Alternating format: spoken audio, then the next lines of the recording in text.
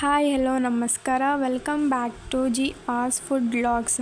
ಇವತ್ತು ನಾನು ನಿಮಗೆ ತೋರಿಸ್ತಿದ್ದೀನಿ ಸ್ವೀಟ್ ರೆಸಿಪಿ. ತುಂಬ ಈಸಿಯಾಗಿ ಮಾಡ್ಕೋಬೋದು. ನಾವು ಯಾವಾಗಾದರೂ ಸ್ವೀಟ್ ತಿನ್ನಬೇಕು ಅಂತ ಅನಿಸಿದರೆ ಈ ಸ್ವೀಟ್ನ ತುಂಬ ಈಸಿಯಾಗಿ ಮಾಡ್ಕೋಬೋದು.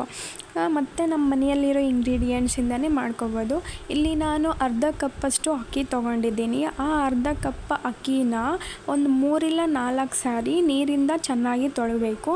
ತೊಳೆದಾದ್ಮೇಲೆ ನಾವು ಕ್ಲೀನ್ ಮಾಡಿರೋ ಅಕ್ಕಿನ ಒಂದು 10 ಇಲ್ಲ 15 ನಿಮಿಷ ತನಕ ಪಕ್ಕಕ್ಕೆ ಇಟ್ಬಿಡಬೇಕು. ಅದು ಚೆನ್ನಾಗಿ ನೆನೆಬೇಕು. ಹಂಗಾದರೆ ಬೇಗ ಕುದಿಯುತ್ತಲ್ಲ, ಸ್ವೀಟ್ ಕೂಡ ಚೆನ್ನಾಗಿ ಆಗುತ್ತೆ. ಆಮೇಲೆ ನಾನಿಲ್ಲಿ ರಸ್ಕ್ ಥರ ಇರೋ ಬ್ರೆಡ್ನ ಒಂದು 5 ತೊಗೊಂಡಿದ್ದೀನಿ. ನಿಮ್ಮ ಕ್ವಾಂಟಿಟಿ ಮೇಲೆ ಡಿಪೆಂಡು, ನೀವು ಎಷ್ಟಾದರೂ ತೊಗೋಬೋದು. ನಾನಿಲ್ಲಿ 5 ತೊಗೊಂಡಿದ್ದೀನಿ. 5 ಇಲ್ಲ 6 ಆದರೂ ತೊಗೋಬೋದು ನೀವು. ನಾನು 5 ತೊಗೊಂಡು ಅದನ್ನು ಮಿಕ್ಸಿಗೆ ಹಾಕ್ಕೋಬೇಕು. ನಿಮ್ಮ ಮನೇಲಿ ಯಾವ ಥರ ಬಿಸ್ಕೆಟ್ ಇರ್ತಾವೋ, ಮೇ ಬಿ ಪಾರ್ಲೇಜಿ ಆಯಿತು, ಇದೇ ಥರ ಬಿಸ್ಕೆಟ್ ಇದ್ದರೆ ಇದೇ ಥರ ತೊಗೊಳ್ಳಿ. ಇಲ್ಲಾಂದರೆ ಪಾರ್ಲೇಜಿ ಇತ್ತಂದರೆ ಪಾರ್ಲೇಜಿ ತೊಗೊಳ್ಳಿ. ನಾನಂತರ ಇಲ್ಲಿ ನಮ್ಮ ಮನೇಲಿ ಯಾವುದಿತ್ತೋ ಅದು ತೊಗೊಂಡಿದ್ದೀನಿ.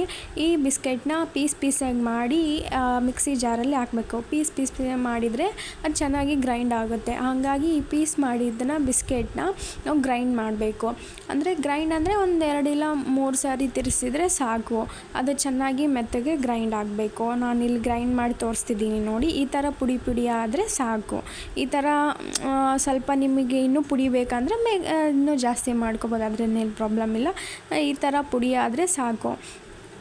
ಈ ಗ್ರೈಂಡ್ ಮಾಡಿರೋ ಪುಡಿನ ಒಂದು ಪಕ್ಕಕ್ಕೆ ಇಟ್ಬಿಡಿ. ಇವಾಗ ಏನು ಯೂಸ್ ಇಲ್ಲ ಸದ್ಯಕ್ಕೆ, ಆಮೇಲೆ ಯೂಸ್ ಮಾಡೋಣ. ಆಮೇಲೆ ನಾವು 10 ಇಲ್ಲ 15 ನಿಮಿಷ ನೆನೆಯಿಟ್ಟಿರೋ ಅಕ್ಕಿನ ಚೆನ್ನಾಗಿ ತೊಳೆದಾದ್ಮೇಲೆ ನೆನೆ ಹಾಕಿರ್ತೀವಲ್ಲ, ಅದು ನೆಂದಾದ್ಮೇಲೆ ನಾವು ಕೈಯಿಂದ ಅದನ್ನ ಪುಡಿ ಮಾಡಬೇಕಂದ್ರೆ ಅಕ್ಕಿ 2 ಭಾಗ ಆಗಬೇಕು. ಒಂದು 10-15 ನಿಮಿಷ ನೆನೆಗೆ ಬಿಟ್ಟರೆ ಈ ಥರ ಮೆತ್ತಗೆ ಆಗುತ್ತೆ. ಆವಾಗ ನಾವು ಕೈಯಿಂದ ಸುಮ್ಮನೆ ಚೂರು ಮಾಡಿದರೆ ಅದೇ ಚೂರು ಆಗುತ್ತೆ. ಈ ಥರ ಮಾಡಬೇಕು ನಾವು, ಅಂದರೆ ಚೆನ್ನಾಗಿ ಕುದಿಯುತ್ತೆ. ಮೆತ್ತಗಾಗಿರುತ್ತೆ ಅಲ್ವಾ, ಬೇಗನೆ ಆಗುತ್ತೆ. ಆಮೇಲೆ ಇದನ್ನ ಸೈಡಿಗೆ ಇಟ್ಬಿಡೋಣ. ಸೈಡಿಗೆ ಇಟ್ಮೇಲೆ ನಾನಿಲ್ಲಿ 1 ಲೀಟ್ರ್ ಹಾಲು ತೊಗೊತಿದ್ದೀನಿ. ನಿಮ್ಮ ಇಷ್ಟ, ನೀವು ಕ್ವಾಂಟಿಟಿ ಮೇಲೆ ಡಿಪೆಂಡು. ನೀವು ಬಿಸ್ಕೆಟ್ ಎಷ್ಟು ತೊಗೊಂಡಿರ್ತೀರ ಅಷ್ಟು ನೀವು ಹಾಲು ಜಾಸ್ತಿ ಆದರೂ ತೊಗೋಬೋದು, ಕಮ್ಮಿ ಆದರೂ ತೊಗೋಬೋದು. ನಾನಿಲ್ಲಿ 1 ಲೀಟ್ರ್ ಹಾಲು ತೊಗೊತಿದ್ದೀನಿ. ನೀವು ಪ್ಯಾಕೆಟ್ ಹಾಲಾದರೂ ತೊಗೋಬೋದು, ಮನೇಲಿ ಹಾಕ್ಸ್ಕೊತೀರಲ್ಲ ಆ ಹಾಲಾದರೂ ತೊಗೋಬೋದು. ನಾನಿಲ್ಲಿ ಪ್ಯಾಕೆಟ್ ಹಾಲು ತೊಗೊಂಡಿದ್ದೀನಿ. 1 ಲೀಟ್ರ್ ಹಾಲನ್ನ ಚೆನ್ನಾಗಿ ಕುದಿಸ್ಕೋಬೇಕು. ಅದೆಲ್ಲ ಮೇಲೆ ಕೆನೆ ಇರುತ್ತಲ್ಲ, ಅದೆಲ್ಲ ಹೋಗಬೇಕು. ಅದು ಚೆನ್ನಾಗಿ ಕುದಿಬೇಕು.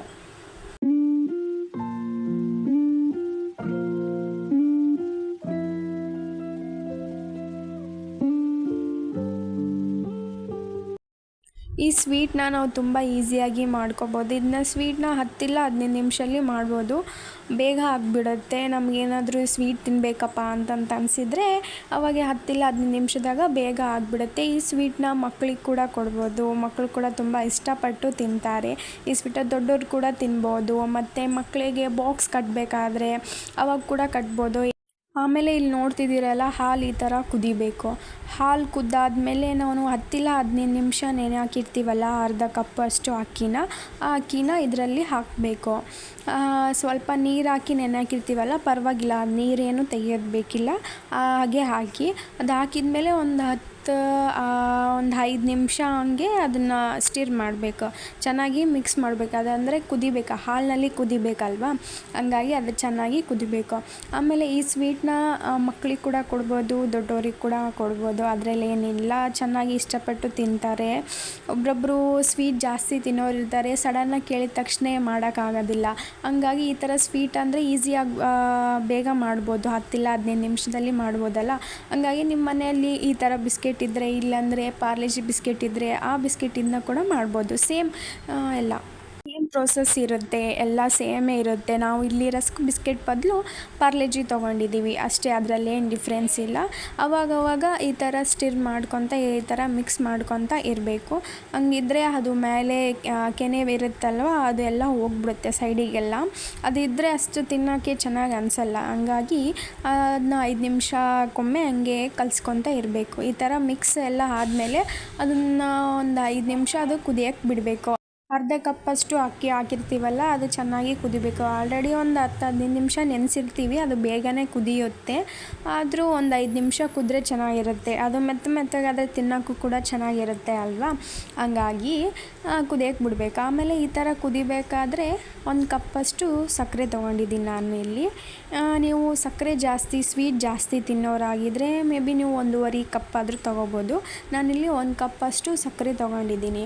1 ಕಪ್ ಸಕ್ಕರೆನ ಹಾಕಿದ ಮೇಲೆ ಅದನ್ನು ಚೆನ್ನಾಗಿ ಮಿಕ್ಸ್ ಮಾಡಬೇಕು. ಅದು ಸಕ್ಕರೆ ಎಲ್ಲ ಕರಗೋ ತನಕ ಮಿಕ್ಸ್ ಮಾಡಬೇಕು. ಮಾಡಾದಮೇಲೆ ಅದನ್ನು 1-2 ನಿಮಿಷ ತನಕ ಕುದಿಯೋಕ್ಕೆ ಬಿಟ್ಬಿಡಿ. ಸಕ್ಕರೆ ಎಲ್ಲ ಕರಗಬೇಕಲ್ಲ, ಚೆನ್ನಾಗಿ ಕರೆದಾದ್ಮೇಲೆ ಹಂಗೆ ಅಕ್ಕಿ ಕೂಡ ಚೆನ್ನಾಗಿ ಕುದಿಯುತ್ತೆ. ಅದು ಕುದ್ರೇ ತಾನೇ ಟೇಸ್ಟ್ ಆಗೋದು.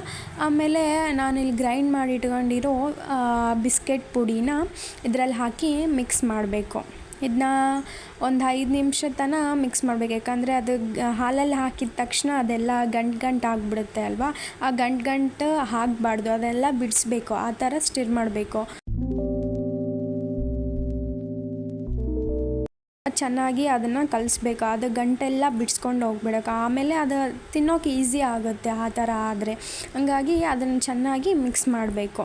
ಅದು ಗಂಟೆಲ್ಲ ಹೋಗೋ ತನಕ ಮಿಕ್ಸ್ ಮಾಡಿ. ಒಂದು 5 ನಿಮಿಷ ಟೈಮ್ ಇಡುತ್ತೆ, ಪರವಾಗಿಲ್ಲ. ಅದು ಎಲ್ಲ ಹೋಗ್ಬೇಕಲ್ವಾ, ಚೆನ್ನಾಗಿ ಅದನ್ನು ಮಿಕ್ಸ್ ಮಾಡಿ. ಒಂದು ವೇಳೆ ನಿಮ್ಗೆ ಏನಾದರೂ ಹಾಲು ಇನ್ನೂ ಜಾಸ್ತಿ ಬೇಕಂದರೆ ಪರವಾಗಿಲ್ಲ, ನೀವು ಹಾಲು ಹಾಕಿದ ಮೇಲೂ ಕೂಡ ಈ ಥರ ಮಿಕ್ಸ್ ಮಾಡ್ಬೋದು. ಹಾಲು ಹಾಕ್ಕೊತಾನೆ ಈ ಥರ ಮಿಕ್ಸ್ ಮಾಡ್ಬೋದು. ನೋಡಿ, ಗಂಟೆಲ್ಲ ಇಲ್ಲ, ಈ ಥರ ಮಿಕ್ಸ್ ಆಗಿರಬೇಕು ಸ್ವೀಟ್. ಆಮೇಲೆ ನಾನಿಲ್ಲಿ ಒಂದು 3 ಕಪ್ಪು ಆಗಷ್ಟು ತೊಗೊಂಡಿದ್ದೀನಲ್ವ, ಅದರಲ್ಲಿ ಹಾಕ್ಕೊತಿದ್ದೀನಿ. ಅಂದರೆ ಚಿಕ್ಕ ಮಕ್ಕಳಿಗೆ, ಅವ್ರಿಗೆ ನೋಡೋಕ್ಕೂ ಸ್ವಲ್ಪ ಅಟ್ರಾಕ್ಟಿವ್ ಆಗಿರಬೇಕು. ಆ ಥರ ಅಟ್ರಾಕ್ಟಿವ್ ಆಗಿದ್ರೇ ಅವರು ತಿಂತಾರೆ. ಅದ್ರ ಸಲುವಾಗಿ ಅದಕ್ಕೆ ನಾನಿಲ್ಲಿ 3 ಬೌಲ್ಸ್ ತೊಗೊಂಡಿದ್ದೀನಿ. ಚಿಕ್ಕವಿರ್ತಾವಲ್ಲ, ನಿಮ್ಮ ಮನೇಲಿ ಯಾವ ಥರ ಇರ್ತಾವೋ ಅದು ತೊಗೊಳ್ಳಿ, ಅದರಲ್ಲಿ ಏನು ಪ್ರಾಬ್ಲಮ್ ಇಲ್ಲ. ನಾನಿಲ್ಲಿ ಚಿಕ್ಕ ಬೌಲ್ ತೊಗೊಂಡು ಅದ್ರ ಮೇಲೆ ಡ್ರೈ ಫ್ರೂಟ್ಸ್ನ ನಾನು ಹೆಜ್ಜಿ ಇಟ್ಕೊಂಡಿದ್ದೆ. ಅಂದರೆ ಎಲ್ಲ ಅಲ್ಲ, ಬಾದಾಮು ಮತ್ತು ಗೋಡಂಬಿ ಇವೆರಡನ್ನ ಹೆಜ್ಜಿ ಇಟ್ಕೊಂಡಿದ್ದೆ. ಸ್ವಲ್ಪ ಹೆಜ್ಜಿದ್ದು ಮತ್ತು ಸ್ವಲ್ಪ ಪೀಸ್ ಮಾಡಿರೋದು ಕುಟ್ಟಿದ್ದೆ. ಈ ಥರ ತೊಗೊಂಡ್ರೆ ಸ್ವಲ್ಪ ಅಟ್ರಾಕ್ಟಿವ್ ಆಗಿರುತ್ತೆ ಅಲ್ವಾ, ನೋಡೋಕ್ಕೂ ಕೂಡ. ಹಂಗಾಗಿ ನಾನಿಲ್ಲಿ ಹೆಜ್ಜಿದ್ದು ಹಾಕಿದ್ದೀನಿ ಮತ್ತು ಅದು ಕುಟ್ಟಿದ್ದು ಕೂಡ ಹಾಕಿದ್ದೀನಿ. ಲಾಸ್ಟಿಗೆ ಹೀಗಿದೆ ಸ್ವೀಟ್ ಲುಕ್. ನಿಮಗಿಷ್ಟ ಆದರೆ ಕಮೆಂಟ್ ಮಾಡಿ, ಲೈಕ್ ಮಾಡಿ, ಸಬ್ಸ್ಕ್ರೈಬ್ ಮಾಡಿ.